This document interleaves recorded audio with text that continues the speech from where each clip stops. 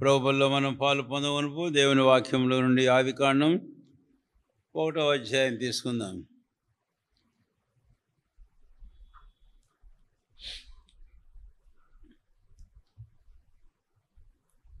తొమ్మిది 10 వచనాలు అందరము కలిసి చదువుకుందాం.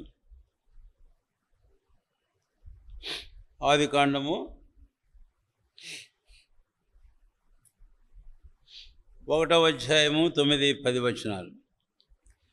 దేవుడు ఆకాశము క్రిందనున్న జలములు ఒకచోటనే కూర్చోబడి ఆరిన నేల కనబడును గాకని పలుకగా ఆ ప్రకారం ఆయన. దేవుడు ఆరిన నేలకు భూమి అని పేరు పెట్టాడు, జలరాశికి ఆయన సముద్రములని పేరు పెట్టిన. అది మంచిదని దేవుడు చూచెను. ప్రార్థన చేసుకుందాం. ప్రియమైన తండ్రి, నిశ్చయంగా మీరు మహాదేవుడవు, దేవాతి దేవుడవు, జీవుల దేవుడవు.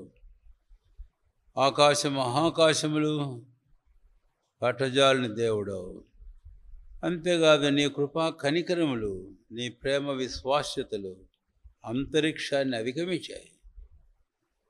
మిమ్మల్ని ఆరాధించి ఘనపరుస్తున్నాము దేవా.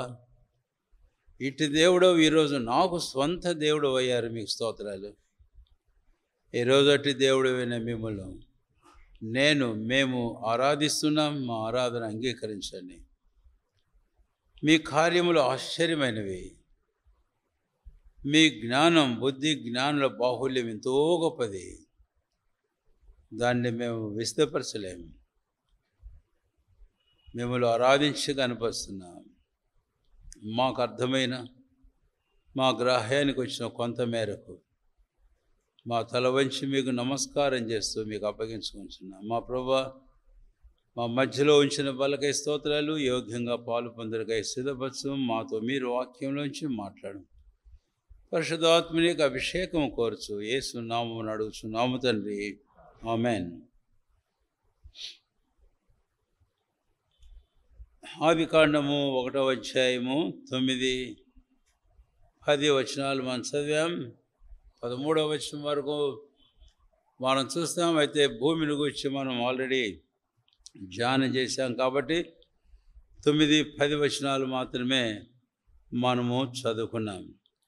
ఈ 9-10 వచనాలలో ప్రభువైన దేవుడు ఇలాగన్నాడట: ఆకాశము క్రిందనున్న జలములు ఒకచోటనే కూర్చోబడి ఆరిన నేల కనబడుగాకని పలుకగా ఆ ప్రకారం ఆయను.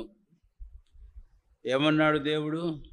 ఆకాశము క్రిందనున్న జలములు ఒకచోటనే కూర్చోబడాలి అన్నాడు. తర్వాత 10వ వచనం ఒకచోటనే కూర్చోబడిన వాటికి జల రాశి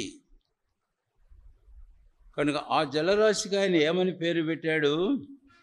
సముద్రములని పేరు పెట్టాడు. కాబట్టి ఇక్కడ వచ్చింది సముద్రము అనేటటువంటి పేరు అని. కాబట్టి ఈరోజు మనం చెప్పుకుంటున్న సముద్రము, మాట్లాడుతున్న సముద్రం అనేది మనము కాదు, శాస్త్రజ్ఞులు కాదు, పరిశుద్ధుడైన ప్రభువైన దేవుడే పేరు పెట్టాడు. సముద్రములని పేరు పెట్టాడు. దేవుని స్తోత్రం. ఆయన పెట్టిన పేరు ఈరోజు మనం ఉచ్చరిస్తున్నాం. మంచిదే. ఇప్పుడు రండి దయచేసి దీన్ని బట్టి మొదటి భాగంలో కీర్తన గ్రంథం 95వ అధ్యాయం ఆయా స్థలాల్లో ఉన్నటువంటి కొన్ని తలంపులు మనం చూద్దాం. 95వ కీర్తనల గ్రంథం 95వ కీర్తనల గ్రంథం 5వ వచనము. సముద్రము ఆయనది, ఆయన దాన్ని కలుగజేసెను, ఆయన హస్తములు భూమిని నిర్మి. కాబట్టి ఇక్కడ మీరు గమనించాల్సిన విషయం, సముద్రము ఆయన కలుగజేసెను. So God hath made sea. అంతేకాదు మరొక మాట మనం చూస్తాం. ఆదికాండం 1వ అధ్యాయము 21వ వచనం. దేవుడు జలములలో వాటి జాతి ప్రకారం జలములు సమృద్ధిగా పుట్టించిన మహామత్స్యములను జీవము కలిగి చలించు వాటిని దాని జాతి ప్రకారం రెక్కలు గల ప్రతిపక్షిని సృజించను. కనుక ఇక్కడ మనం గమనిస్తే జలములు సమృద్ధిగా పుట్టించునుగాక అని. మహామత్స్యములు ఎక్కడున్నాయండి? ఇవన్నీ జలాల్లో ఉన్నట్లుగా మనం చూస్తాం.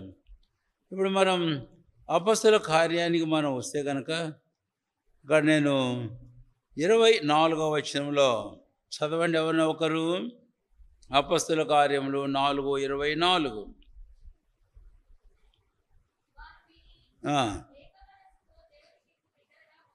బిగ్గరగా మొరుపెట్టిరి.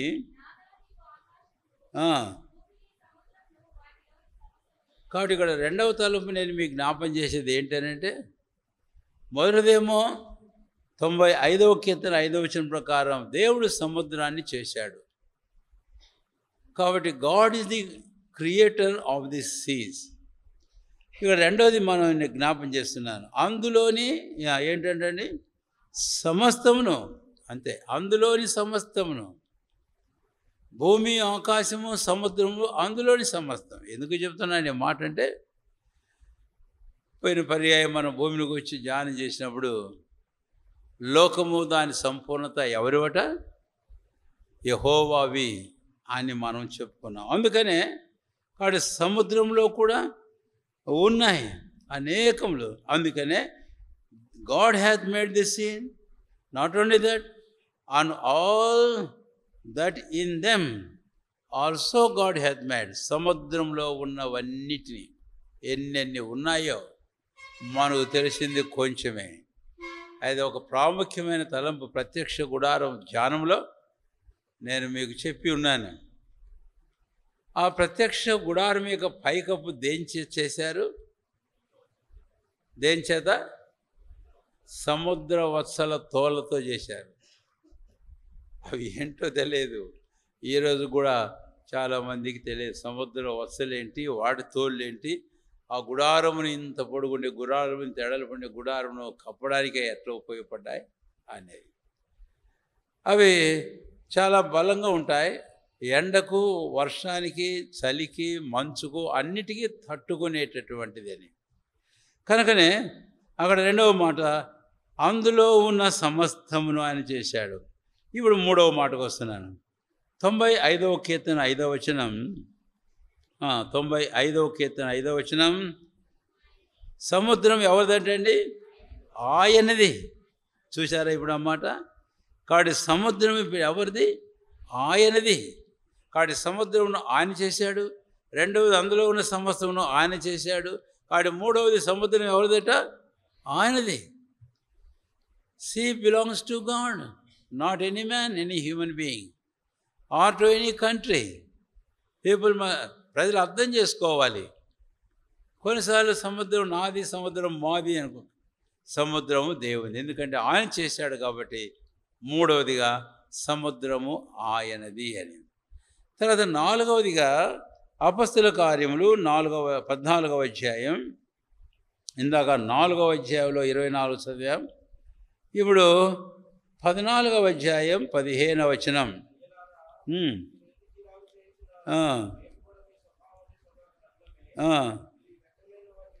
విడిచిపెట్టి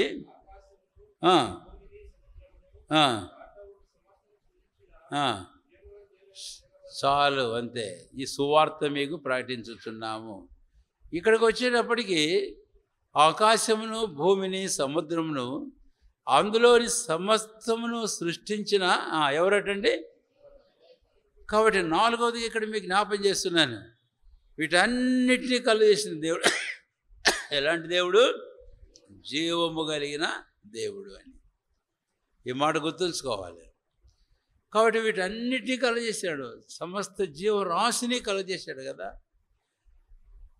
ఆయనకు ఎలాంటి జీవం గలవాడు. అందుకని నాలుగవదిగా మనం చూస్తాం, ఇవన్నీ చేసి అందులో సమస్తం చేసి నాయని చెప్పిన ఆ దేవుడు జీవము కలిగిన దేవుడు, ది లివింగ్ గాడ్ అనేది ఇక్కడ మనం చూస్తాం నాలుగవదిగా. అయితే ఇప్పుడు పౌలు అపొస్తలులు, బర్నబాలు ఈ మాట చెప్పారు. ఈ మాట చెప్పేటప్పుడు వారు వీటన్నిటినీ కలగజేసిన వాడు జీవముల దేవుడు. కాబట్టి మీరు ఇప్పుడు ఏం చేయండి జీవముల దేవుని వైపు తిరుగునట్లు సువార్తను మీకు రాడి. కాబట్టి ఇక్కడ నుంచి ఉత్పన్నమైన సువార్త. సరే, బైబిల్ స్టడీస్ ఉన్నాయి, చాలా ప్రాముఖ్యమైనదే. అంతేకాదు ఇప్పుడు ఇంకా నెక్స్ట్ లెసన్స్ కూడా మనం వచ్చినప్పుడు ఆదికాండం 4వ అధ్యాయం సృష్టికి వచ్చినప్పుడు అది ఇంకా చాలా అద్భుతంగా ఉంటుంది. మన జ్ఞానానికి చాలా సంగతులు అతీతంగా ఉంటాయి. కానీ దేవుడు బయలుపరిచిన మేరకైనా మనం తలంచి ధ్యానం చేయడానికి ప్రయత్నం చేద్దాం. కాబట్టి ఈయన జీవముల దేవుడు, ఆ దేవుని వైపు తిరగండి. రోమాపత్రిక 1వ అధ్యాయంలో ఆయన సృజించిన వాటన్నిటినీ మనం ఆలోచించేటట్లే, వాటిని గురించి మనం తలంచినట్లయితే 19వ వచనం, ఎందుకనగా దేవుని గురించి తెలియ శక్యమైనదేదో అది వారి మధ్య విశదమైనది, దేవుడు అది వారికి విశదపరిచెను. ఎట్లా విశదపరిచాడు అనేది 20వ వచనం చివరిలో, సృష్టింపబడిన జగదుత్పత్తి మొదలుకొని సృష్టింపబడిన వస్తువులు ఆలోచించడం వలన తేటపడుచున్నది. కాబట్టి సృష్టించబడిన వస్తువులు ఉన్నాయి, ఆకాశము, భూమి, సముద్రం, వీటన్నిటిని ఆలోచించడం వలన ఆ పరిశుద్ధులైన ప్రభువుని దేవుని వచ్చి తెలియ శక్యమవుతుంది అన్నటువంటి మాటని ఇక్కడ మనం చూస్తున్నాం. కాబట్టి ఆ జీవముల దేవుని వైపునకు తిరగాలి. ఇది 5వది, ఆ మొదటి భాగంలో. Turn to that living God. అయితే ఈ ప్రజలు ఏం చేస్తున్నారంటండి? 21వ వచనం, మరియు వారు దేవుని ఎరిగి ఆయనను దేవునిగా మహిమపరచలేదు, కృతజ్ఞతాస్తుతులు చెల్లింపలేదు, కానీ తమ వాదముల యందు వ్యర్థులై ఏం చేశారు? 23వ వచనం, వారు అక్షయుడగు దేవుని మహిమను క్షేమగు మనుషుల యొక్కయు, పక్షుల యొక్కయు, చతుష్పాద జంతువుల యొక్కయు, పురుగుల యొక్కయు ప్రతిమా స్వరూపముగా మార్చారు. ఎంత దౌర్భాగ్యమైన పరిస్థితి ఇది!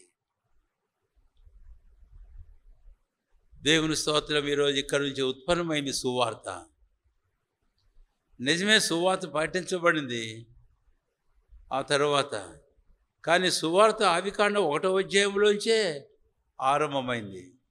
ఈ అద్భుతమైన సంగతిని 4వ దినపు సృష్టిలో మనం ధ్యానం చేస్తాం. సువార్త ఎప్పుడో ప్రకటన గ్రంథంలో కాదు, లేకపోతే మత్తయి సువార్త నుంచి కాదు. It is from the very beginning of the creation the gospel was preached. సృష్టి యొక్క ఆరంభం నుంచి సువార్త ప్రకటించబడుతూనే వచ్చింది. సరే, ఎట్లా అనేది మళ్ళీ తర్వాత చూద్దాం. కాబట్టి ఇప్పుడు ఇలాంటి దేవుని వైపుకి ఏం చేయాలంటండి? మీరు తిరగాలి. పౌలు అపోస్తలుడు తెస్సలోనికీ వ్రాస్తూ 1వ అధ్యాయం 9వ వచనంలో వారిని గురించి ఒక దివ్యమైన మాట రాశాడు. తెస్సలోనికీ రాసిన మొదటి పత్రిక 1వ అధ్యాయం 9వ వచనం.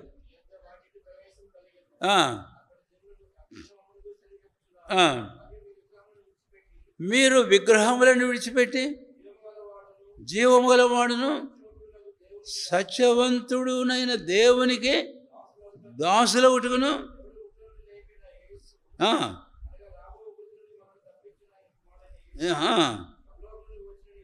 ఎదురు చూచుటకును చాలంతే. మీరెలాగున దేవుని వైపునకు తిరిగితురో. ఆ మాటలన్నీ మీరు చదివారు కాబట్టి బైబిల్ చూడాలి. మీరు ప్రతి వాక్యం చదివేటప్పుడు దయచేసి అది మీకు ఆశీర్వాదం అని జ్ఞాపం చేస్తున్నాను. కాబట్టి ఈ మధ్యాహ్నం ఇక్కడ కూర్చుని నీవెవరివైనను ఇలాంటి జీవముల దేవుని వైపు తిరిగావా? లేక ఇంకా నువ్వు జన్మించిన ఆ పాపంలోనే జీవిస్తూ ఆ పాపం వైపే నీ దృష్టికి సరిగా కనబడి ఆ మార్గం మీదనే దృష్టి నుంచి అలాగే పోతూ ఉన్నావా? లేక దేవుని వైపుకు తిరిగావా? లేక ఇంకా దేవుని వైపు తిరగక శరీరం యొక్క మనసు యొక్క ఇచ్చలు కోరి నెరవేర్చడే వైపే నువ్వు తిరిగి ఉన్నావా? ఒక్కసారి నువ్వు ప్రశ్నించు. ఇక్కడ కూర్చున్న ఒక్కొక్కరిని పేరున ప్రభు అడుగుతున్నాడు, ప్రశ్నిస్తున్నాడు. Have you return to this living God, God who forgives, ఇందాక ఆరాధనలో మనం చెప్పుకున్నాం. అలాంటి దేవుని వైపు తిరగకపోతే నేడేనా? ప్రభు మనల్ని త్రిప్పడానికే లోకంలో జన్మించాడు. ఆ ఒక వచనం నేను మీకు జ్ఞాపం చేస్తాను. అపొస్తలుల కార్యములు 3వ అధ్యాయము 26వ వచనం. దేవుడు తన సేవకుని పుట్టించి మీలో ప్రతి వాని దుష్టత్వం నుంచి మళ్లించడం వలన మిమ్మల్ని ఆశీర్వదించడకు దేవుడు ఆయనను మొదట మీ యొద్దకు పంపాడు. అద్భుతమైన మాట పేతురు అపొస్తలులు ప్రకటించాడు ఆ రోజున. కాబట్టి దేవుడు తన సేవకుని పంపించాడు. పుట్టించాడని మనం చూస్తాం, మరణానికి అప్పగించాడని చూస్తాం, మృతుల్లోంచి తిరిగి లేపి ఉన్నాడని చూస్తాం. మిమ్మల్ని త్రిప్పడానికి, మిమ్మల్ని ఆశీర్వదించడానికి దేవుడు తన సేవకుని మీదకు పంపించున్నాడు.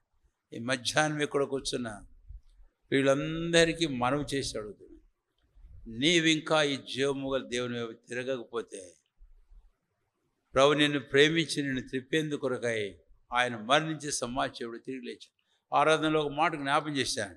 పేతురు రాసిన మొదటి పత్రిక 2వ అధ్యాయం 24వ వచనం. ఆయన మన పాపములను తన శరీరమందు శిలువ మ్రాను మీద ఆయన మోసుకున్నాడు.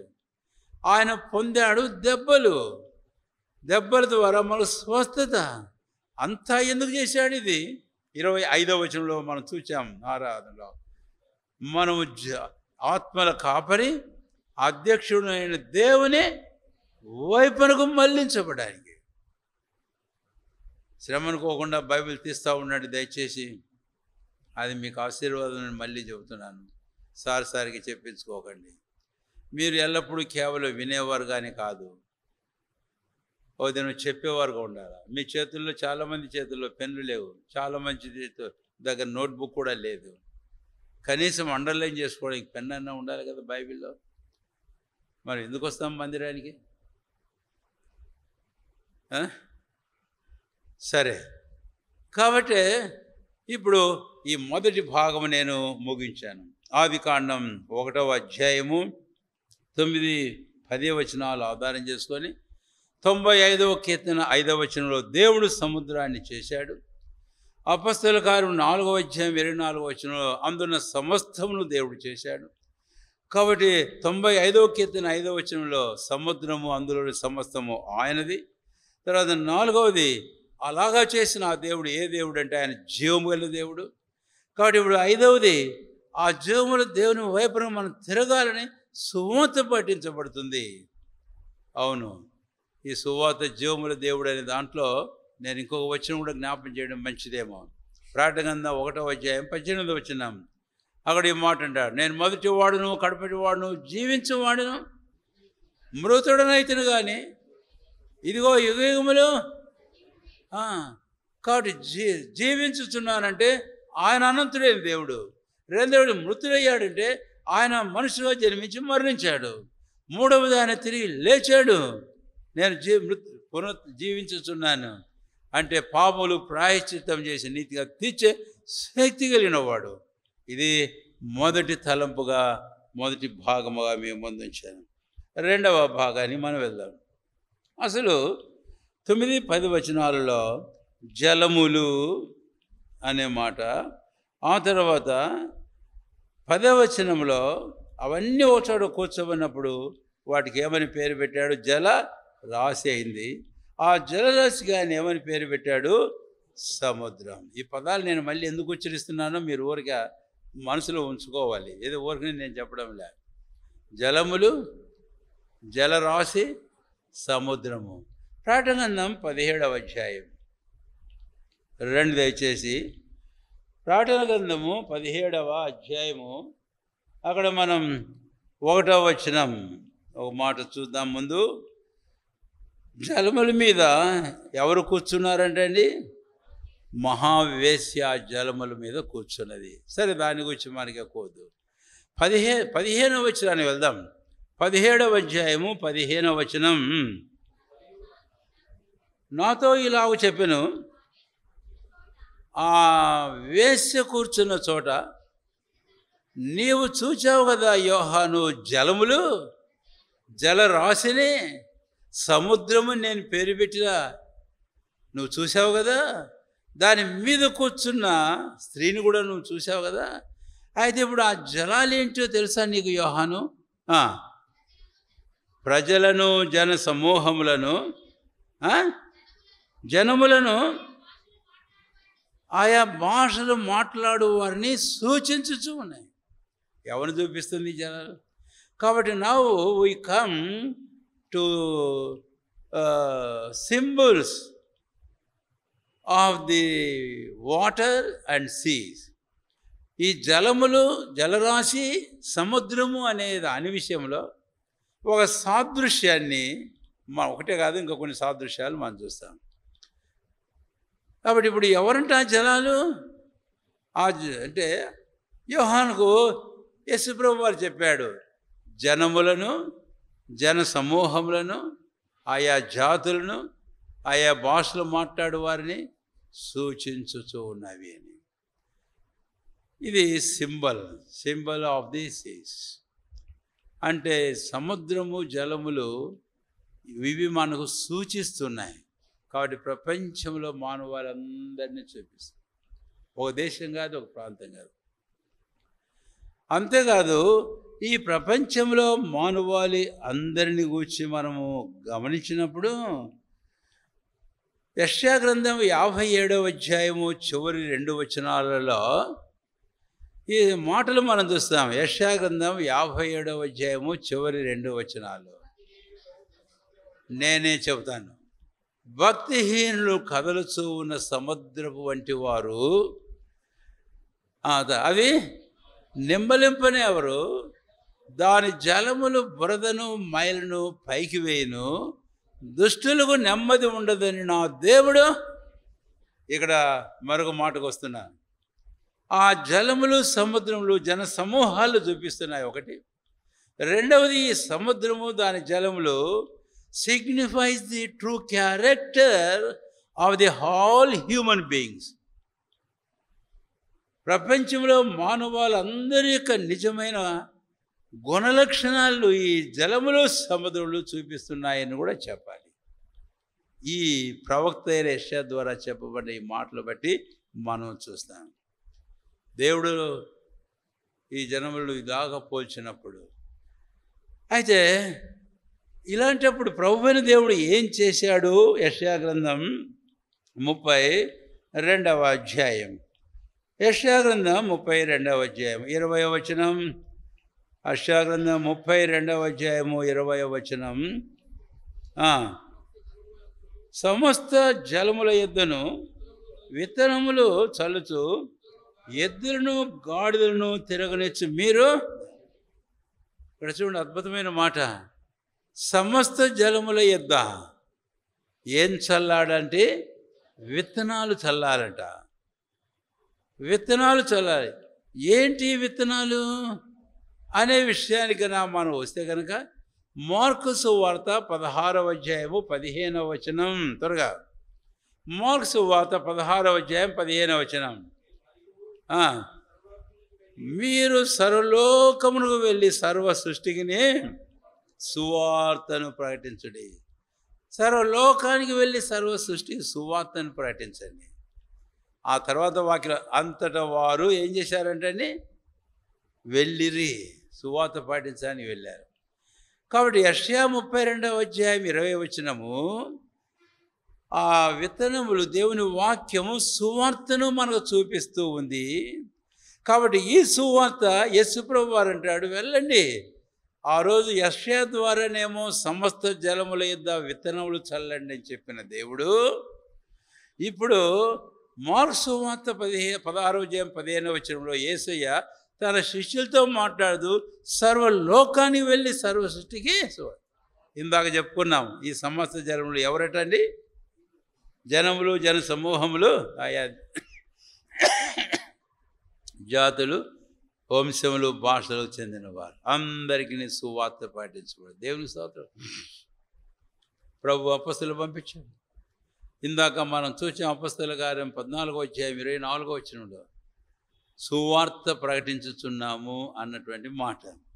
కనుక ఇప్పుడు ఈ సువార్త ప్రకటించడం అనేది మనము గమనించినట్లయితే కనుక వీళ్ళు వెళ్ళి ఏం చేశారంటే అండి, తర్వాత 20వ వచనంలో చూసాం, they went and preached everywhere. వారు వెళ్ళి ఎక్కడ చేశారంటే సువార్త ప్రకటించారట, ప్రతి స్థలంలో ప్రకటించారు. In obedience to the commandment of our Lord. సరే, తర్వాత ఇంకో మాటకు వెళ్తున్నా, ఇంకో తలంపు వెళ్తున్నా. What was the effect and what would be the effect of the preaching of this gospel? ఈ సువార్త ప్రకటించడం, దాని ప్రభావం ఏంటి, దాని పని ఏమిటి, అది ఏం చేస్తుంది, ఏమి చేసింది అనేది మనకు అర్థమవుతుంది. యెషయా గ్రంథం 32వ అధ్యాయం 20వ వచనం, ఎద్దులను గాడిదలను తిరగనిచ్చు మీరు, ఎద్దులను గాడిదలను తిరగనిచ్చు మీరు. సరే, ఎద్దులు గాడిదల గురించి నేను చెప్పను, కానీ ఇక మీకు తెలుసు ఎద్దులు గాడిదలు ఏంటో. ఎద్దు తన సొంత వాని దొడ్డిని, గాడిద ఎద్దు ఎరిగేది, ఎద్దు తన కామందుని ఎరుగును, గాడిద తన సొంత వాని దొడ్డిని ఎరుగును. ఇప్పుడు ఈ ఎద్దులు గాడిదలు పోనిచ్చు మీరు అన్నాడే, చాలా ప్రాముఖ్యమైన మాట అది. ఇంగ్లీష్లో ఏముందంటే టు లెట్ లూస్ అనే మాట ఉంది. ఉందండి ఇంగ్లీష్లో ఏముంది?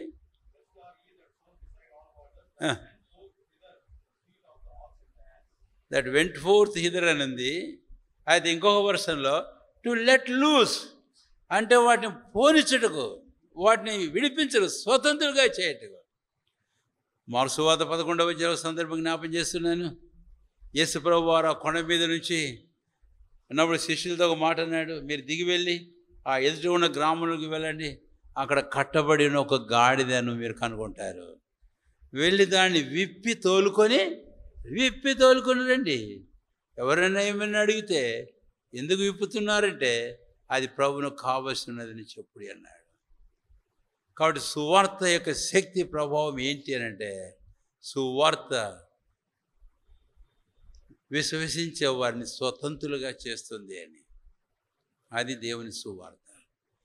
ఆవిడ వాక్యములు ఎన్నో సందర్భాల్లో మనం చూస్తాం. కనుక రెండవదిగా ఆదికాండం 1వ అధ్యాయము 9-10 వచనాలలో ఆ జలములు, జన సమూహములు, జలములు, జలరాశి, సముద్రములు ఎవరిని చూపిస్తున్నాయి అనేది మనం చెప్పుకున్నాం. అంతేకాదు ఏం చూపిస్తుంది అంటే అది వారి నిజమైన లక్షణాన్ని, గుణాన్ని మనకు చూపిస్తుంది, భక్తిహీనులు, దుష్టులని. అయితే దేవుడు వారిని కాదని విసర్జించలేదు, కానీ దేవుడు తన సువార్తికులు పంపాడు. ఆయన తన వాక్యమును పంపినాడు, వారి యొద్దకు పంపినాడు. నాలుగోది, ఆ వాక్యం యొక్క ఎఫెక్ట్, శక్తి, పని ఏమిటి అనంటే స్వతంత్రులుగా పోనిస్తుంది అనేకులు. దేవునికి స్తోత్రం. అందుకనే సంఘానికి ఈరోజు ఒక మాట జ్ఞాపం చేస్తున్నాం, దాటిపోకముందు వ్యక్తిగత విశ్వాసులకు జ్ఞాపం చేస్తున్నాను. ఈ రోజుల్లో సువార్తను మనం ప్రకటించాలి. అలాగూ ప్రకటించడం ద్వారా మనం ఏం చేస్తున్నామంటే ఎద్దులను, గాడిదలను వాటి కట్లు విప్పుతున్నాం, వాటిని స్వతంత్రంగా పోనిస్తున్నాం. అంటే ఈ ఎద్దులు, గాడిదలు మనం చూసేవి కాదండి, ఆ ఎద్దులు, గాడిదలు ప్రజలే. అందుకని అలాగా స్వతంత్రులుగా పోని చేయి పని మనం చేద్దాం. యేసయ్య లోకానికి వచ్చి మరణించి సమాధి చేయబడి సజీవుడై తిరిగి లేచిన పని ఏంటో తెలుసా? యోహాను సువార్తకు తర్వాత రాస్తాడు 8వ అధ్యాయం 31వ వచనం, 8వ అధ్యాయం 34 చూస్తాం. కుమారుడు మిమ్మల్ని స్వతంత్రులుగా చేసినలా నిజముగా మీరు చూద్దాం. తర్వాత మరొక తలంపుకు వెళదాం. ఆదికాండం 1వ అధ్యాయం 9-10 వచనాలు. 9-10 వచనాలు నేను చదివే మాటలే గమనించండి. ఆకాశము క్రిందనున్న జలములు ఒకచోటనే కూర్చబడును అని 6 నెలల కనబడిని పలుకగా. సరే, 6 నెలల గురించి చదవను, కానీ దేవుడు ఆకాశం క్రిందన్న జలములు ఒకచోటనే కూర్చబడునని పలుకగా ఆ ప్రకారము ఆయను అనే మాటని ఇక్కడ మనం చూస్తాం. ఆ తర్వాతనే ఆ జలరాశికి ఆయన ఏమని పేరు పెట్టాడంటే అండి, సముద్రము అని పేరు పెట్టాడు. ఇక్కడ 3వ తలంపుకు మనం వచ్చాం. మూడవ తలంపుకు మనం వచ్చినప్పుడు ఇక్కడ మూడవ సింబల్ మనం చూస్తాం. మొదటిదేమో నీళ్ళ రాశులు, సముద్రం దేవునికి సాదృశ్యంగా చూసాం, దేవుని చూపిస్తున్నాయని చెప్పాం, జీవముల దేవుడిని చూపిస్తాం. రెండవదేమో లోకంలో జన సమూహములను వారి నిజమైన లక్షణాన్ని, క్యారెక్టర్ను మనకు చూపిస్తుందని చెప్పుకున్నాం. అలాంటి వారి ప్రభుత్వం సువార్త పంపించాడు, వారు రక్షించబడడానికి. తర్వాత మూడవది ఒక ప్రాముఖ్యమైన పదం మీరు ఇక్కడ గుర్తుంచుకోవాలి. ఆ పదం నేను చదువుతున్నాను. ఒక చోటనే కూర్చబడి. 9వ వచనం, ఒక చోటనే కూర్చబడి. Let the waters under the heaven on the earth be gathered together in one place. ఈ భూమి మీద ఉన్న జలాలన్నీ ఒకే ఒక చోట కూర్చోవనుగాక అని పలికాడు. అప్పుడు అవి జలరాశినాయి. అప్పుడు వాటికి ఏమని పేరు పెట్టాడంటే అండి, సముద్రము అని పేరు పెట్టాడు అనేది మనము చూస్తాం. సరే, ముందే చెప్తాను, నా తలంపు, ముఖ్యమైన తలంపు ఒకటి. ఈ భాగంలో, మూడవ భాగంలో ఈ జలములు, జలరాశి, సముద్రము, they are the symbol of unity. అది ఐక్యతకు సాదృశ్యము, గుర్తు అనేది మీకు జ్ఞాపం చేస్తున్నాను. ఎందుకు ఐక్యతకు గుర్తు అనేది మనం గమనించినట్లయితే కనుక ఈ సముద్రాన్ని గురించి కొన్ని వచనాలు చదువుదాం. 104వ కీర్తనల గ్రంథం, దయచేసి రండి, 25వ వచనం. 104వ కీర్తనల గ్రంథం 25వ వచనం నేను చదువుతాను. అదిగో విశాలమైన మహా సముద్రము. ఏ సముద్రం అంటండి ఇది? మీకు తెలుసు, భూమి కంటే సముద్రము చాలా చిన్నది కదా. ఏం మాట్లాడరే, చాలా పెద్దది. ఎంత పెద్దది అని అంటే, భూమి 29% అయితే సముద్రం 71%. అంత పెద్దది. భూమి కంటే 2 అంతల కంటే ఇంకా పెద్దది. అందుకే పర్సెంటేజ్ చెప్పా. భూమి 29% అయితే సముద్రం 71%. అంత పెద్దది. అందుకని ఇక్కడ ఏమంటాడట, అదిగో విశాలమైన మహా సముద్రము అనే మాటను మనం చూస్తాం. So great and wide sea. 104వ కీర్తనలో ఆ మాట మనం చదివాం. Great and wide sea. అంతేకాదు, ఇప్పుడు ఈ సీకి కొన్ని పేర్లు, లేక ఆ పేర్లకు రాకముందు మరొక మాట చూద్దాం. ఈ జ్ఞాని అనేవాడు సొలొమోను ప్రసంగి గ్రంథం 1వ అధ్యాయము 7వ వచనంలో ఒక మాట ఇలాగా రాస్తాడు. చదవండి. ప్రసంగి 1:7, నదులన్నీ సముద్రంలో పడును. అయితే సముద్రం నిండడం లేదు. చాలండి, చాలు. నదులన్నీ ఎక్కడికి పోతున్నాయంట? సముద్రంలో పడుతున్నాయట. అయినా సముద్రం నిండడం లేదు. ఇక్కడ ఎందుకు ఈ మాట కూడా ఇప్పుడే జ్ఞాపం చేశాను అని, అది అలాగ ఉంచుకోండి, సరేనా? నదులను గూర్చి కూడా ఒక మాట జ్ఞాపం చేశాను. ఇప్పుడు మన సముద్రానికి కొన్ని పేర్లు ఉన్నాయి. అంటే మన సముద్రానికి, సముద్రాలకు కొన్ని పేర్లు. ఓషన్స్ అంటారు, అంటే మహాసముద్రములు అని. Seas, they are also called the oceans, మహాసముద్రం. కాబట్టి అట్లాంటిక్ మహాసముద్రం, పసిఫిక్ మహాసముద్రం, ఇండియన్ మహాసముద్రం, ఆర్కిటిక్ మహాసముద్రం, అంటార్కిటిక్ మహాసముద్రం. తిరగడం లే, ఎప్పుడో చదువుకున్నాయి కదా. ఇప్పుడు ఓకే, అంటారు అనుకుందాం. అంటారండి వస్తుందేమో. అంటార్కిటిక్ మహాసముద్రం ఎన్నైనాయట. ఇది ప్రపంచమంతా వ్యాపించున్నాయి. ఇంక దేశాలన్నీ అక్కడ. కాబట్టి ఇన్ని మహాసముద్రాలు 5. ఇంకా నదులంటే మనకు లెక్కలే. నేను మిన్నియాపోలిస్కి వెళ్ళా. మిన్నెసోటా స్టేట్ అది ఒకటి. ఆ మిన్నియాపోలిస్ ఒక సిటీ. ఆడికి వెళితే ఎక్కడ చూసినా లేక్సే ఉన్నాయి. అప్పుడు మా చిన్నోడు అన్నాడు, డాడీ దీనికి ఒక పేరుంది ఈ మిన్నియాపోలిస్కి, ఏంటంటే 10,000 లేక్స్ సిటీ అంట. దానికి సిటీ ఆఫ్ 10,000 లేక్స్. ఆ పట్టణంలో 10,000 సరస్సులు ఉన్నాయి. 10,000. అందుకనే సిటీ ఆఫ్ 10,000 లేక్స్ అంట. ఒక్క పట్టణంలో ఒక సిటీలో 10,000 లేక్స్ ఉంటే ఇక ప్రపంచమంతా ఎన్ని నదులు ఉన్నాయో ఏమో. ఇప్పుడు మీకు ఏమర్థమవుతుంది? ఇక్కడ దేశాలు, భూమి, దాని అంచులు అక్కడ ఇక్కడ ఎన్నో ప్రాంతాలు ఉన్నాయి. ఈ నదుల విషయానికి వస్తే ఎక్కడెక్కడి నుంచో పుడుతుంటాయి, వస్తుంటాయి. కొన్ని ఏమో భూమిలో నుంచి వస్తాయి, ఉప్పుతాయి. కొన్ని ఏమో పర్వతాల్లో నుంచి పడుతున్నాయి. అర్థమైంది కదా? పర్వతాల్లోంచి పడుతున్నాయి, అన్నీ వస్తున్నాయి. అయితే ఇవన్నీ కూడా ప్రభువైన దేవుడు ఒక మాట అన్నాడట. ఏమన్నాడు?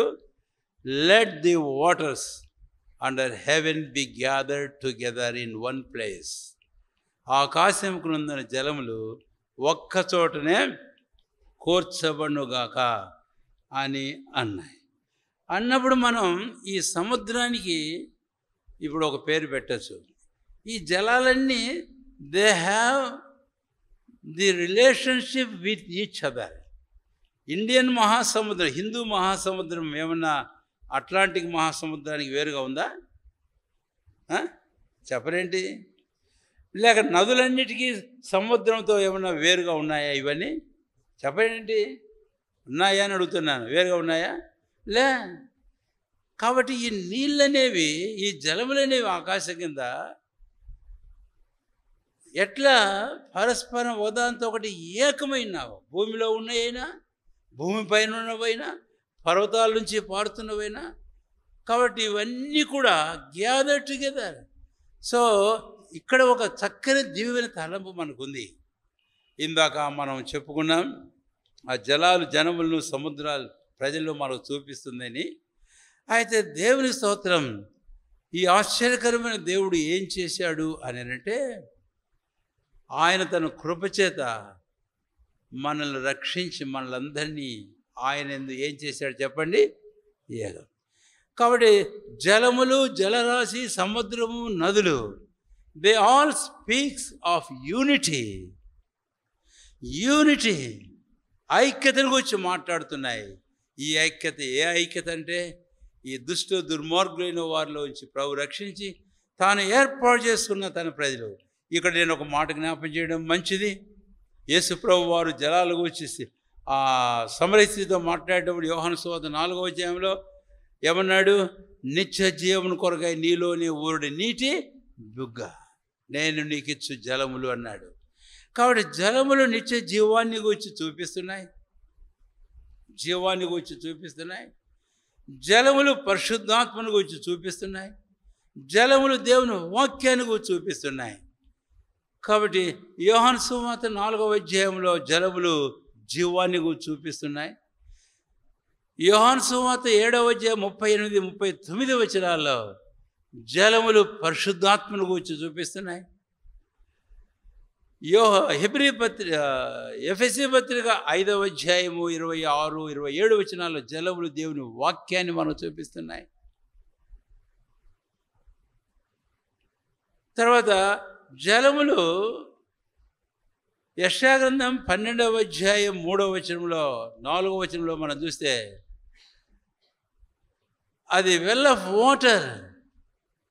అంతేకాదు 87వ కీర్తన 7వ వచనానికి వెళితే మన ఊటలన్నీ ఆయనదే ఉన్నాయి అని కీర్తనకారుడు చెప్పడం చూస్తే ఆయన ప్రభువైన క్రీస్తును మనకు చూపిస్తున్నాయి. కాబట్టి క్రీస్తునందలి విశ్వాసం ద్వారా జీవాన్ని పొందాం. ఆయనందలి విశ్వాసం ద్వారా పరిశుద్ధాత్మ వరాన్ని పొందాం. అంతేకాదు ఆయన అనుగ్రహించు జీవముల దేవుని వాక్యాన్ని మన జీవితంలో మనం పొందాం. వీటన్ని ద్వారా మనం ప్రభువైన యేసు క్రీస్తు వారిలోకి తేపడ్డాం.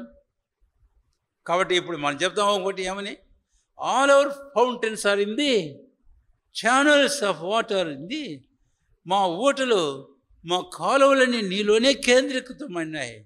కాబట్టి ఇవన్నీ ఆయనలో ఎలాగ ఏకమవుతున్నాయో, శ్రేష్ఠ ఈవుల ఊటైన మన ప్రభువైన క్రీస్తు, ఆయనలో మనం అందరం ఏకం చేయబడినాం. ప్రియమైన సోదర సోదరులారా, ఈ అద్భుతమైనటువంటి సత్యం, ఈ సువార్త, ఈ మర్మాలన్నీ దేవుడు ఆది కాండములోనే తన సృష్టిలోనే దాయాడు. నేను ఒక మాట చెబుతాను, అంటే తర్వాత చెప్పుకుంటూ పోతాం అనుకోండి. ఈ ఆరంభంలో చెప్పినట్టున్నాను, మొదటి దినపు సృష్టి, it is the perfection of whole 66 books of the Bible. ఆది కాండం 1వ అధ్యాయంలో మొదటి దినం కాదు, ఆ 7 దినముల సృష్టి, 6 దినముల సృష్టి, the first chapter of the Genesis is the perfection of whole 66 books of Bible. అవును, అది మనం అర్థం చేసుకోవాలి. కనుక ఇప్పుడు 3వ తలంపు, ఈ నీళ్ళన్నిటికీ మనం ఏం వాడతామంటే the body of the largest body of water. ఈ నదులను గూర్చి, సముద్రాలను గూర్చి మనం మాట్లాడేటప్పుడు ఏమంటాం, the largest body of waters. కాబట్టి ఇప్పుడు we have also the largest body. ఈ విశాలమైనటువంటి ఒక శరీరం మనకు కూడా ఉంది. ఏముంది మనకిప్పుడు? కృప చేత రక్షించబడిన దేవుని ప్రజలు, హెల్లెనీయులు, గ్రీసెస్లు, అన్యులు, యూదులు అనే భేదం లేకుండా మనమందరము ఒక్క ఆత్మయందు ఒక శరీరంలోనికి బాప్తిసం పొందిన వారమై ఒక్క శరీరముగా ఉండుటకు మనం పిలువబడ్డాం. అద్భుతమైన విషయం. So let us understand the very building of the church. సంఘం కట్టబడడం, సంఘం ఐక్యపరచబడడం, ఆ సంఘం యొక్క ఏకత్వం, ఐక్యత, ఆ సముద్రం జలముల్లోని ప్రభువైన దేవుడు దాచించాడు. అందుకనే ఈ 3వ తలంపులో ఆది కాండం 1వ అధ్యాయము 9-10 వచనాల ప్రకారం మనం గమనించినట్లయితే మన ఐక్యతను, ఏకత్వానికి సాదృశ్యం, సూచనగా మనం చూస్తాం. ఇప్పుడు 4వ తలంపు మనం వెళ్ళిపోతున్నాం.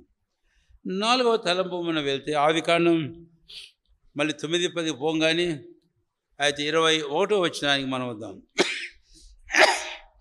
ఆది కాండం 1వ అధ్యాయం 20వ వచనం, దేవుడు జలముల్లో వాటి జాతి ప్రకారము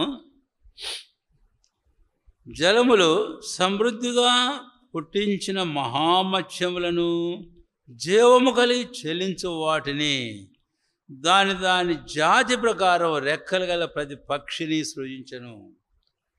ఓకే, పక్షులు ఆకాశంలో ఎగురుతాయి, అయితే వీటికి కూడా ఉన్నాయి రెక్కలు. ఏటికి?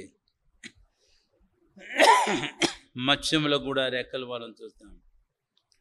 కాబట్టి 4వదిగా ఈ జలములు, జలరాశిలో ఏమున్నాయి ఈ సముద్రంలో అంటే నానా విధమైన.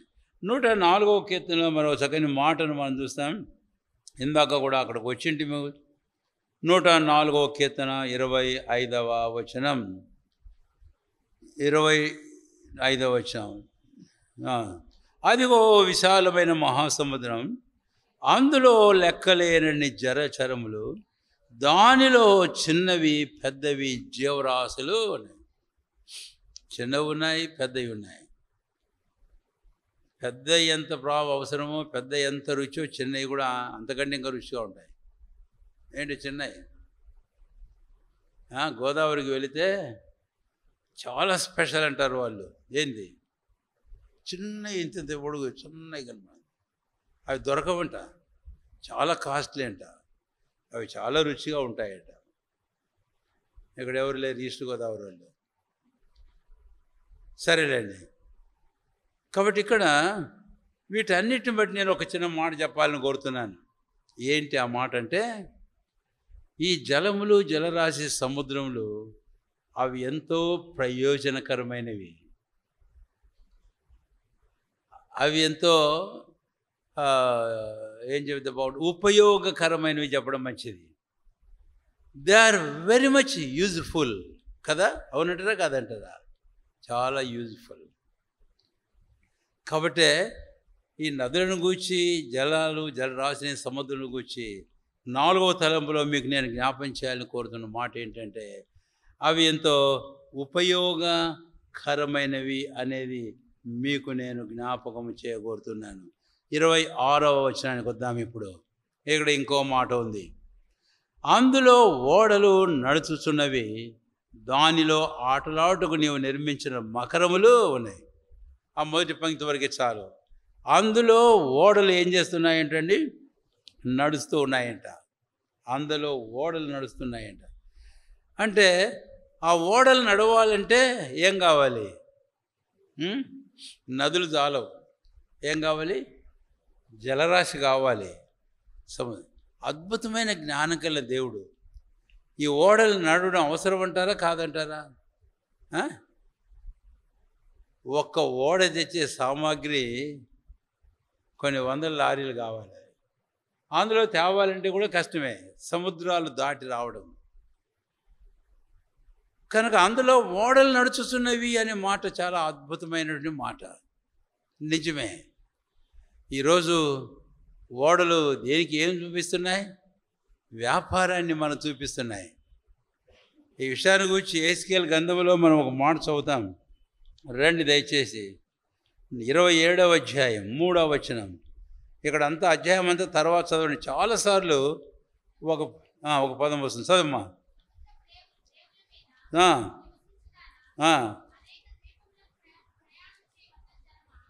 ప్రయాణం చేయు వర్తక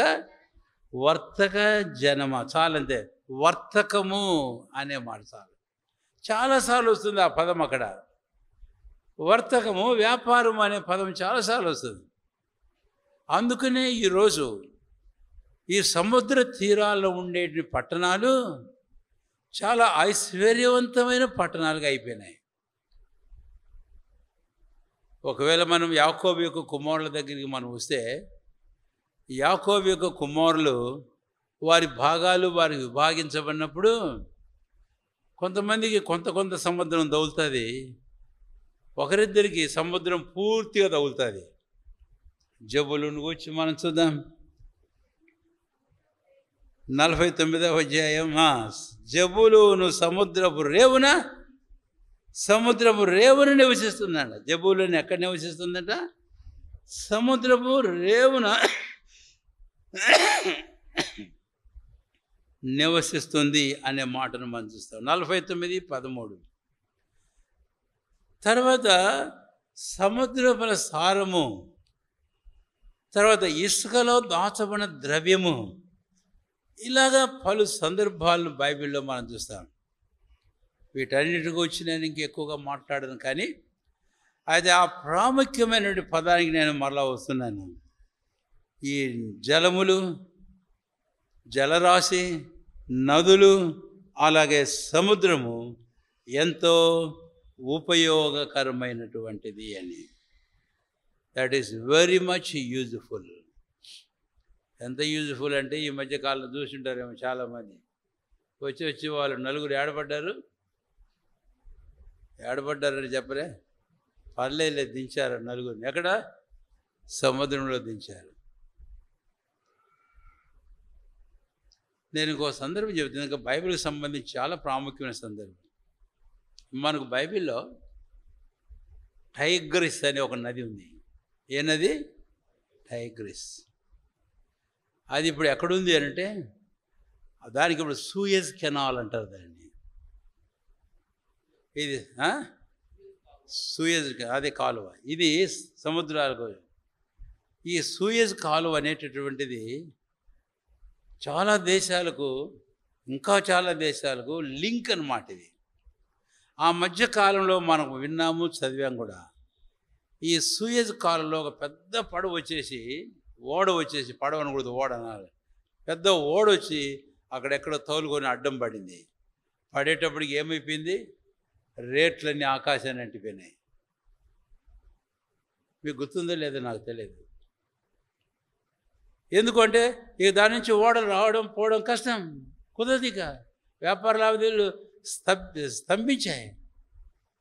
కాబట్టి ఒక చిన్న సన్నదే అది కాలువ, but it is most important canal for whole world.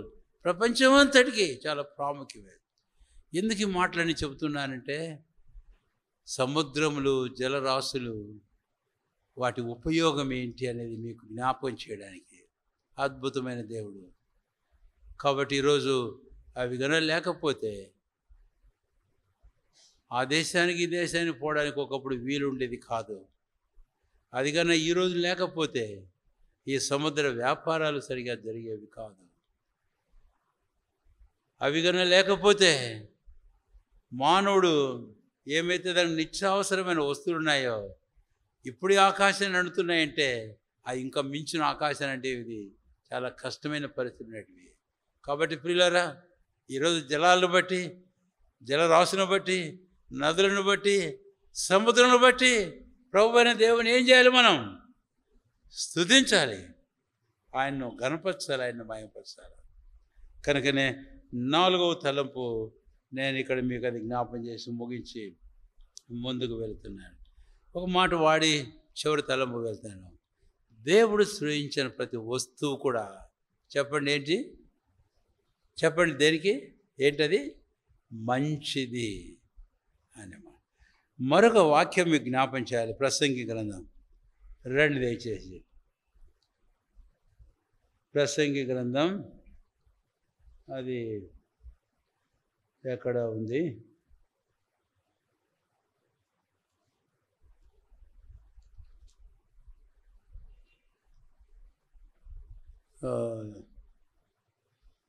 ఆయన సృజించినది ప్రతిదీ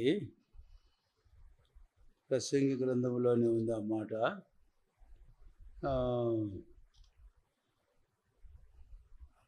ప్రసంగి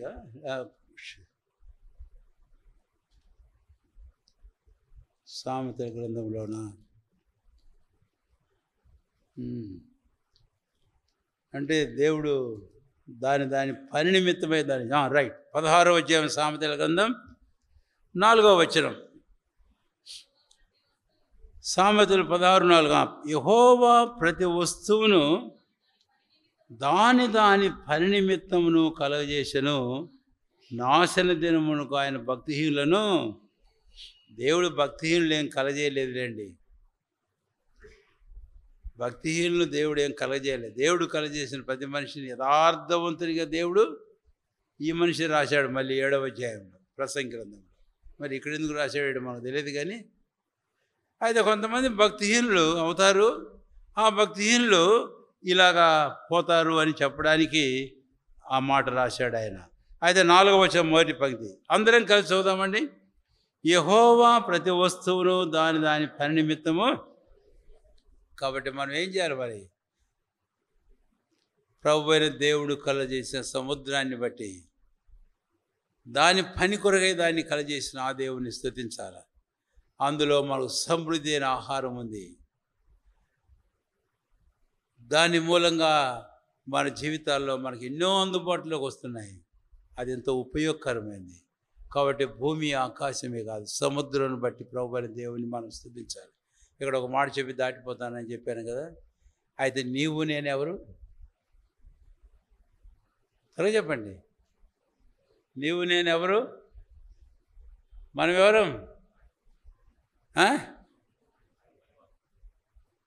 అది వాక్యం నేను అడిగింది చెప్పాలి అంతే. 100వ కీర్తన గుర్తులేదా? ఎన్నిసార్లు చదువుకుంటావో చెప్పండి. ఆయనే మనల్ని కలుగజేసిన, ఆయన మన దేవుడు, మనం ఆయన. నిన్ను నన్ను ఎవరు కలుగజేశారు? దేని కొరకు కలుగజేశాడు? సముద్రంలో కలుగజేసిన దేవుడు నిన్ను నన్ను దాని పని కొరకే కలుగజేశాడు. ఈరోజు ఇక్కడ కూర్చున్న మళ్ళీ ఒక్కరమైన ఒకసారి దేవుడు కలుగజేశాడు. 100వ కీర్తన సృష్టిని గురించి మాట్లాడాడు దేవుడు మనసు. అయితే పౌలు అపోస్తలుడు ఎఫెసీయులకు రాసిన 2వ అధ్యాయం 10వ వచనంలో ఇంకో సృష్టిని గురించి మాట్లాడాడు. తీయండి బైబిల్ 2వ అధ్యాయం 10వ వచనంలో. మరియు వాటి యందు మనం నడుచుకొనవలెని ముందుగా సిద్ధపరిచిన సత్క్రియలు చేయుటకై క్రీస్తు యేసునందు సృష్టించబడిన వారమై ఆయన చేసిన పని రక్షించబడిన విశ్వాసులారా, చిన్నలు, యవనస్తులు, పెద్దలకు, కింద పైన కూర్చున్న అందరికీ జ్ఞాపం చేస్తున్నాను. ఒకసారి కలుగజేశాడు 100వ కీర్తన ఆయన మన దేవుడు. రెండవది మళ్ళీ క్రీస్తులో మనం సృజించాడు, నూతన స్టే చేశాడు. ముందుగా సిద్ధపరిచిన సత్క్రియలు చేయటకాయ మనల్ని ఆయన కలుగజేశాడు. అలాగా చేస్తున్నావా? లేకపోతే నిరుపయోగంగా పనికిరాని వాడువగా దానుగా ఉన్నావా? నీ కొరకయ్యే నీవు పనికొచ్చేవాడుగా దానుగా మాత్రమే ఉన్నావా? మాత్రమే అంటే అది వద్దని నేను చెప్పడంలే. అయితే ప్రభువుకు నీవు ఉపయుక్తమైన ఉపయోగకరమైన వ్యక్తిగా నీవు ఉన్నావా లేవా? ఇక్కడ ఒకసారి ప్రశ్నించుకుందాం, బల్లో పాలు పొందాం. Am I useful for the Lord? చూడు ఆ నదులు, చూడు ఆ జలములు, చూడు ఆ జలరాశి, చూడు ఆ సముద్రం, దాన్ని కలగజేసిన వారికి ఎంత ఉపయోగకరంగా ఉందో, ఆయన ఉద్దేశాన్ని అనుసరించి తాను కలగజేసిన మానవాళికి అది ఎంత ఉపయోగకరం, సర్వ సృష్టికి అది ఎంత ఉపయోగకరంగా ఉందో. తర్వాత ఒక నదిని గురించి మాట్లాడుకోబోతాం 5వ తలంపులో. మరి దేవుడు మనల్ని సృష్టించాడు కదా, రెండో దాన్ని మనం రక్షించి నూతన సృష్టిగా చేశాడు కదా. నీవు ఉపయోగకరంగా ఉన్నావా, నిరుపయోగకరంగా ఉన్నావా? ప్రశ్నించుకొని, పరీక్షించుకొని, ప్రభువా నేను కూడా ఆఫ్టర్ ఆల్ ఇలాంటి చిన్న నది, చిన్న కాలువ, అది ఎంత ఉపయోగకరంగా ఉంది యేసయ్యా. నీవు నన్ను కలగజేసావు కదా, అంతేకాదు పాపానికి అమ్మబడినప్పుడు నన్ను రక్షించావే, క్రీస్తులో నూతన సృష్టిగా చేశావే. కాబట్టి నేను నీ చేతి పని కదా, ప్రతి వస్తువును దాని పని కొరకు నువ్వు సృష్టించావే. నన్ను ఇలాగా 2 పర్యాయములు సృష్టించావు, పని కొరకే కదా. నేను కేవలం పని బాట లేకుండా నిష్ప్రయోజకమైన వాడిగా ఉన్నా. ఆయన గురించి నేను చెప్పను, కానీ ఇంతకుముందు చెప్పే ఉన్నాను. ఇంతకుముందు ఇతడు నీకును నిష్ప్రయోజనకరమైన వాడు, ఇప్పుడైతే నాకును నీకును ప్రయోజనకరమైన వాడు, ప్రభువునకు ప్రయోజనకరమైన వాడు. ఒనేసియం, నువ్వు ఒనేసియం, పాత ఒనేసియంవా, కొత్త ఒనేసియంవా? ఒక్కసారి చూసుకో, ఆలోచన చేసుకోండి. మీకు చివరి తలము మనం వస్తున్నాం, రండి దయచేసి. ఇక నేను పోవలసిన దూరం పోలేదనుకోండి ఆ తలంపులో. అయితే మీకు చెప్పాల్సింది చెప్పాను. ఇక గల్ఫ్ కంట్రీస్, ఇతరమైన ప్రాంతాలకు మనం వెళితే కనుక, ఒకసారి నేను బహ్రెయిన్కి వెళ్ళాను. వెళితే సోదరుడు అన్నాడు, అంకుల్ సముద్రం దగ్గరికి పోదామని. సముద్రం మా దగ్గర చాలా పెద్దదే ఉంది లేవయ్యా అన్నా. కాదంకుల్, ఇక్కడ సముద్రం మీరు చూడాలన్నాడు. సరే పద అని చెప్పేసి అని పోతే ఆయన ఒక పెద్ద ఫ్యాక్టరీని చూపించాడు. అక్కడ సముద్ర వంచుని కట్టారు. అప్పుడు ఆయన అదంతా తీసుకెళ్ళి నాకు ఒక డ్రెస్ వేసాడు, నా నెత్తిన టోపీ పెట్టాడు. ఇక పద తిరుగుదామని తీసుకెళ్తుంది. ఆ సముద్రంలో నీళ్ళు ఈ ఫ్యాక్టరీకి వచ్చే ఏర్పాటు చేశారు. అయిన తర్వాత ఇవి కొన్ని అంతస్తులు ఎక్కుతాయి. ఆ తర్వాత అవన్నీ శుద్ధి చేయబడి ఒకవైపుగానేమో డ్రింకింగ్ వాటర్గా వెళుతున్నాయి, ఒకవైపుగానేమో డ్రింకింగ్ వాటర్గా వెళుతున్నాయి. ఎందుకంటే వాళ్ళు తాగే నీళ్ళు కష్టం. తర్వాత మరొక వైపుగా అవి కూడా వేస్ట్ పోవడంలే. ఈ నీళ్ళు ఏం చేస్తున్నాయంటే కరెంటును తయారు చేసేదానికి ఈ నీళ్ళు పోతున్నాయి. ఏమంగలు చూసారా మీ దగ్గర సముద్రం ఇట్టుంటుందా అన్నాడు. అరే భలే చూపించేవా నువ్వు, మాత్రం ఇది నాకు బాగుందన్న. ఆ సముద్రం నీళ్ళు ఒకవైపేమో ఆ దేశమంతా తాగడానికి పోతున్నాయి, ఇంకొక వైపేమో వేస్ట్ కావడంలే. ఈ వేస్ట్ వాటర్ అని మన వాళ్ళు ఏం చేస్తారు, మురుక్కాలకు వదిలేస్తారు. వాళ్ళు అస్సలు వదలరా. ఈ వేస్ట్ వాటర్ అన్ని వెళ్ళి మళ్ళీ దాన్ని ఏం చేస్తున్నాయి, కరెంటును తయారు చేస్తుంటే ఆ దేశానికి అంత కరెంట్ అదే. అంటే ఇంకా వేరే కూడా కాస్త ఉంటుంది, కానీ main source of power for that country. ఆశ్చర్యం. ఇదే కానీ లేకపోతే పరిస్థితి ఎట్లుండేది? చివరిగా ఈ మాట చెబుతున్నా, పట్టణాలైనా దేశాలైనా, ఏ పట్టణాలకు ఏ దేశాలకు సముద్ర తీరాలు ఎక్కువ ఉంటాయో ఆ దేశాలు చాలా ఐశ్వర్యవంతమైనవి. దేవుని అద్భుతమైన మహత్తైన జ్ఞానాన్ని బట్టి దేవుని స్తోత్రం కలిగి ఉన్నాయి. చివరి తలంపు రండి, ఆదికాండం 1వ అధ్యాయం. జలములు జలరాశి, సముద్రములు. ఇక్కడ నుంచి మనం 42వ కీర్తన వెళ్దాం. ఇది చివరి తలంపు. 42వ కీర్తనల గ్రంథం 7వ వచనం చదువుతున్నాను. 42వ కీర్తన 7వ వచనం. నీ జల ప్రవాహ ధారల ధ్వని విని కరడును పిలుచుచున్నవి. నీ అలలన్నీయు నీ తరంగములన్నీయు నా మీదుగా పలు. కరడు అంటే అలే. కాబట్టి ఈ తరంగములన్నీయు, ఈ అలలన్నీయు ఎక్కడ పారుతున్నాయంటండి? నా మీదుగా పొర్లి పారుతున్నాయి. కాబట్టి ఈ 5వ తలంపులో, ఈ 5వ భాగంలో మొదటి తలంపు ఒకటి ఏంటంటే, ఈ భక్తుడు దేని గురించి మాట్లాడుతున్నట్టున్నాడు అని. ఒకవేళ 46వ కీర్తన కూడా మనం వద్దాం. 46వ కీర్తన 2వ వచనం, 3వ వచనం. వాటి జలములు ఘోషించుచు నురుగు కట్టినను, ఆ పొంగునకు పర్వతములు కదిలినను మనం ఏం కామట. కీర్తనాకారుడు తన అనుభవంలో ఇంకో మాట మాట్లాడతాడు. 32వ కీర్తన 6వ వచనం చివరి భాగం. విస్తార జల ప్రవాహములు పర్లు వచ్చినను నిశ్చయముగా వారి మీదికి రావు. 7వ వచనం. నా బాగుచోటు నీవే, శ్రమలో నుండి నీవు. కాబట్టి జలములు ఏం చూపిస్తున్నాయి అనేది 5th సింబల్. ఈ జలాలు శ్రమలను చూపిస్తున్నాయి, కష్టములను చూపిస్తున్నాయి, ఇంకా అనేక రకాలైన కష్టాలు.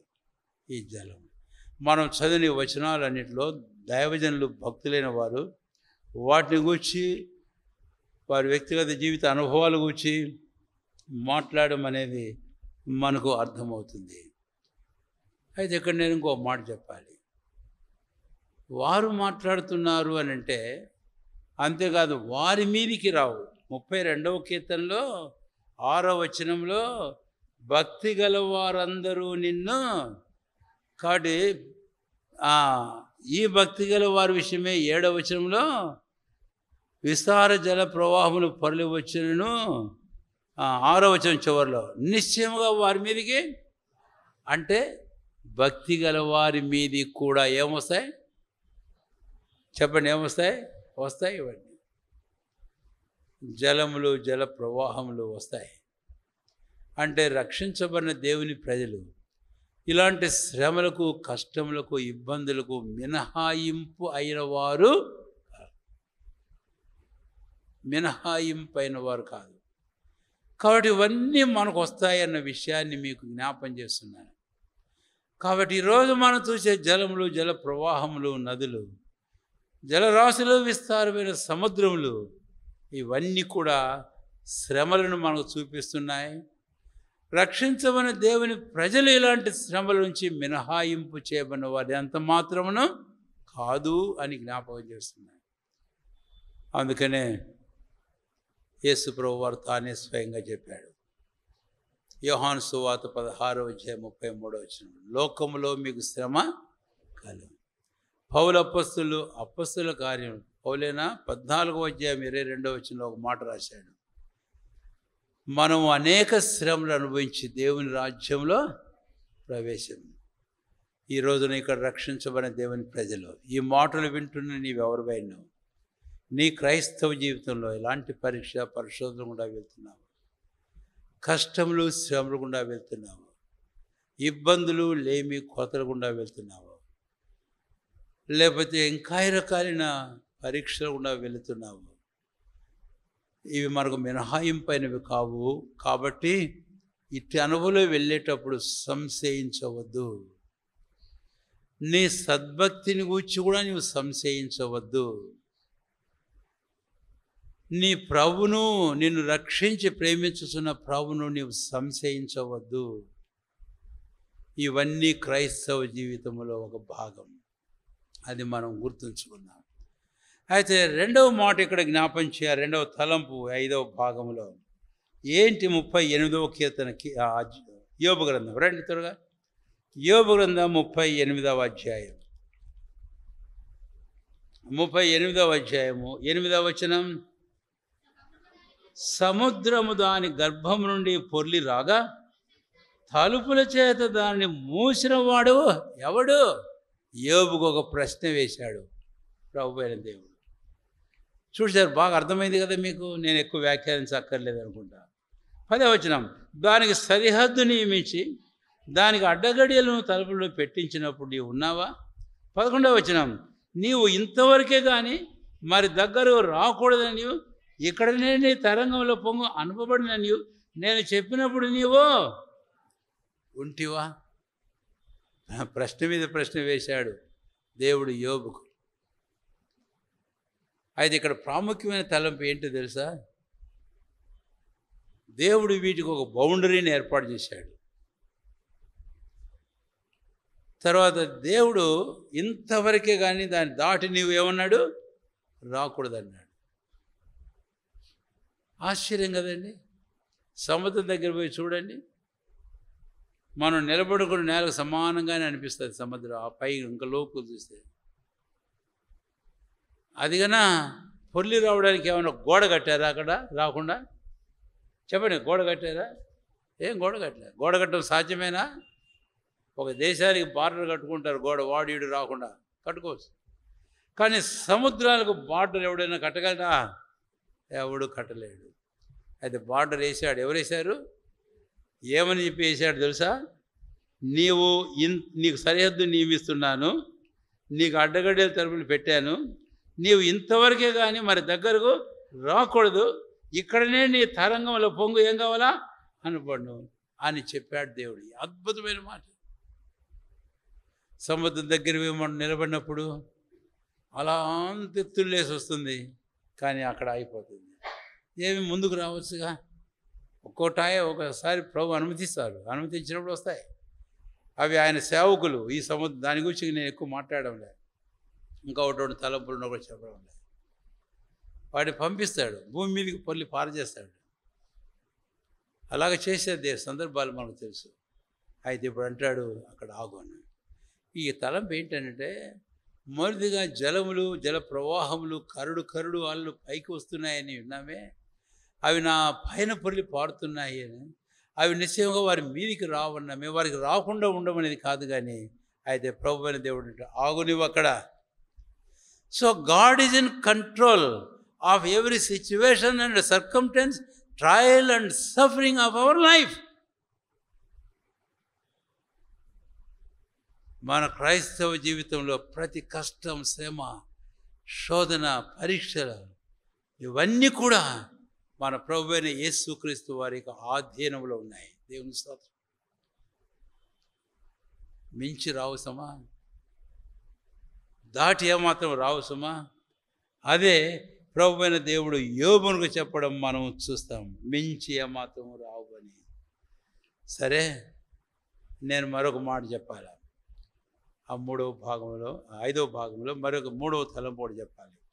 మించి రాకపోవడం మాత్రమే కాదు, కానీ 42వ కీర్తన గ్రంథం 8వ వచనం. 42వ కీర్తన 8వ వచనం.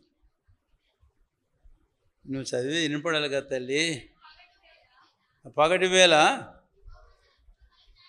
యెహోవా తన కృప కలుగును ఆజ్ఞాపించును, రాత్రివేళ ఆయన కూర్చిన కీర్తనయు నా జీవదాత అయిన దేవుని కూర్చిన ప్రార్థనయు నాకు అయినను అనే ఈ పదం పై భాగానికి మనకు తీసుకొని వెళుతుంది. పై భాగాలు సార్, ఏ భాగం పైన ఏం చెప్పింది? జల ప్రవాహములు, అలలు, తరంగాలు నా మీదుగా పొర్లి పారుతున్నాయి. అయితేనేమి, అది భక్తుడు అంట. అయితేనేమని ఏమంటాడట?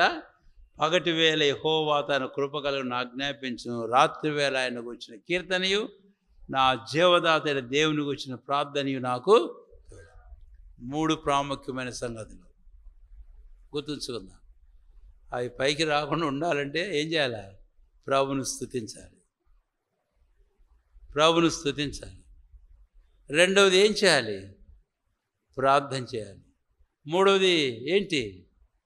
ప్రభు కృపను వేడుకోవాలి. ఆయన కృపను మనం పొందాలి. కాబట్టి నా జీవదాత అయిన ఆయన గూర్చిన కీర్తన, రెండవది నా జీవదాత అయిన దేవుని గూర్చిన ప్రార్థన, మూడవది ఆ యెహోవా తన కృప కలగజేశాడు. నా ప్రార్థన చాలదు, నా స్తుతి చాలదు. అల్టిమేట్గా the grace of the Lord Jehovah, ప్రభు అయిన దేవుని యొక్క కృప నాకెంతో ప్రాముఖ్యమైనది. అప్పుడు మాత్రమే అవి నా మీదికి ఎంత మాత్రమును ఏం చేయవట రానే రావు. ఇందాక 32వ కీర్తనలో కూడా ఆ మాట చదివాం మనం. ఆయన యెహోవా తన కృప కలుగను ఆజ్ఞాపించుచున్నాడు. అవును, ఒక మాట పౌలు గురించి మనం చెప్పుకొని 2 కొరింథీ 9వ అధ్యాయం 12వ అధ్యాయం 9వ వచనం. 2 కొరింథీ 12:9. ముమ్మారు నేను ప్రభుని వేడుకొంటిని, అయితే ఆయన అన్నాడు నా కృప నీకు చాలు. ప్రియులారా, ఇలాంటి దేవుని కృప ఈరోజు మన అందుబాటులో ఉంది. వాటి కృప మీద ఆధారపడి ముందుకు సాగిపోదాం మన జీవితంలో. వీటిని గురించి ఆధారపడి అక్కర్లేదు. ప్రభుని స్తుతించు. వరద పొర్లు వలె శత్రువులు పడినప్పుడు యెహోషాపాతు వాళ్ళు ప్రభుని స్తుతించారు. రెండవది ప్రార్థన చేశారు భక్తులు. ఆసాపు కుమారు, కొరహ కుమారులు, దావీదు. తర్వాత మూడవది దేవుని కృపను తలంచుకున్నారు.